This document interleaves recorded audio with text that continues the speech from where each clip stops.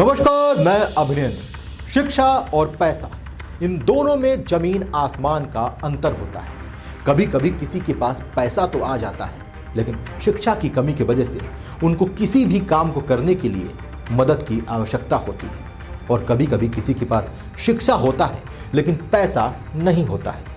अब सोचिए जरा, आप इनमें से किसको चुनेंगे, शिक्षा या पैसा? हो सकता है कि आपका जवाब हो शिक्षा और पैसा दोनों को।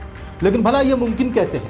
यदि आप शिक्षित हैं, शरीफ हैं और समझदार हैं तो आप बहुत अमीर नहीं हो सकते।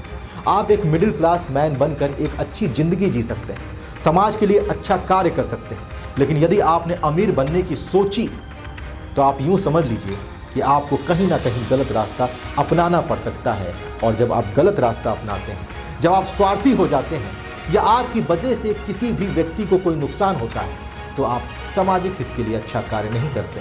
आपकी गिनती उन अच्छे लोगों में नहीं हो सकती। जी हाँ, ऐसा लोगों का कहना है। लेकिन हमारे देश में तो अब एक नई प्रथा शुरू हो गई है, शिक्षा को बर्बाद करने की प्रथा। जी हाँ, पैसे के लिए कुछ गैंग ऐसे एक्टिव हुए हैं जो बच्चों की जिंदगी को बर्बाद कर रहे हैं। वो नकल करवाकर बच्चों को परीक्षा पास करवा रहे हैं, जिससे वो बच्चे नौकरी तो पा जा रहे हैं, उनको डिग्री तो मिल जा रही है, लेकिन उन्हें शिक्षा नहीं मिल रही है। कभी कभी आपने अपने आसपास देखा भी होगा, कुछ लोग बहुत पढ़े लिखे होते हैं लेकिन फिर भी वो अंधविश्वास की बातें करते हैं। तो शायद हो सकता है वो लोग भी इसी कैटेगरी से आते हों। अब उत्तर प्रदेश से एक बड़ी खबर आई है। Uttar Pradesh special task force को बड़ी कामयाबी हाथ लग गई है। यूपीएसटीएफ ने यूपीएसएससी द्वारा आयोजित प्रतियोगी परीक्षा यानी वीडियो के एग्जाम में सेंधमारी की कोशिश करने वाले साल्वर गैंग के कुल 14 लोगों को गिरफ्तार कर लिया है। यूपीएसटीएफ लखनऊ के मदेयगंज गोमती नगर विस्तार से 2 बरेली साल्वर गैंग से जुड़े 7 लोगों समेत यूपी से कुल 14 लोगों को धर दबोचा है। लखनऊ से पकड़े गए गैंग का सरगना जौनपुर में तैनात एक लेखपाल था। जी हाँ, जिसे यूपीएसटीएफ ने लखनऊ से गिरफ्तार किया है। वहीं बरेली से पकड़े गए दूसरे गैंग का सरगना बिहार से सॉल्वर को परीक्षा में बैठाकर गड़बड़ी करा रहा था।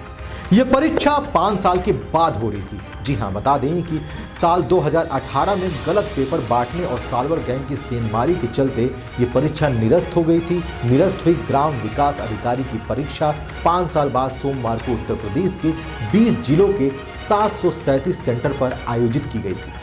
सोमवार को ग्राम पंचायत अधिकारी, ग्राम विकास अधिकारी और समाज कल्याण पर्यवेक्षक के लिए हो रही इस लिखित परीक्षा में भी सोमवार को गैंग पकड़े गए। यूपीएसटीएफ ने लखनऊ और बरेली से 2 अलग अलग गैंग को दबोचा है। तो समझते हैं कि यह गैंग कैसे एग्जाम करवाता था। जी हाँ, इसी क्रम में एसटीएफ ने जौनपुर निवासी सत्यम तिवारी को कानपुर के एलवीएम इंटर कॉलेज से गिरफ्तार किया है। सत्यम ने बताया है कि वो 2018 में ग्राम विकास अधिकारी की परीक्षा में शामिल हुआ था, लेकिन तब वो परीक्षा निरस्त हो गई थी। उसके बाद वो प्रहलाद पाल के संपर्क में आया। प्रहलाद ने 8 लाख में परीक्षा पास कराने का दावा किया था। प्रहलाद ने सत्यम को कमलेश यादव से मिलवाया था। 50,000 एडवांस की रकम से लेखपाल कमलेश यादव ने परीक्षार्थियों को एक ब्लूटूथ डिवाइस दिया था, जिसे परीक्षार्थियों ने अपने कान में लगाया और दूसरी तरफ सॉल्वर से कनेक्ट था। परीक्षार्थी पढ़ते हुए बोलकर सवाल पढ़ता था तो दूसरी तरफ सॉल्वर उसका जवाब कान से बता देता था। परीक्षा में सेंधमारी की कोशिश लेकिन नाकाम हो गई। जी हाँ, कानपुर के एसपी गोविंद नगर अभिषेक पांडे ने बताया कि पूरे शहर में संपन्न कराने के लिए पुलिस की अलग अलग डीपी भी लगाई गई थी। परीक्षा में किसी भी तरह का इलेक्ट्रॉनिक उपकरण प्रयोग करने की मनाही थी। इसके बावजूद इन नकलची छात्र कानों में ईयरफोन लगाकर हाथ में इलेक्ट्रॉनिक वॉच पहनकर उसके सहारे नकल कर पा रहे थे। इन सभी को गिरफ्तार कर लिया गया है और इनके पास से कई चीजें बरामद हुई। जी हाँ, ये वही नकलची हैं जो परीक्षा में बैठकर नकल करते थे, जिनकी वजह से ये समाज की व्यवस्था भी बेकार हो रही है। ये वही गैंग है जो दीमक की तरह शिक्षा को चाट रहे हैं।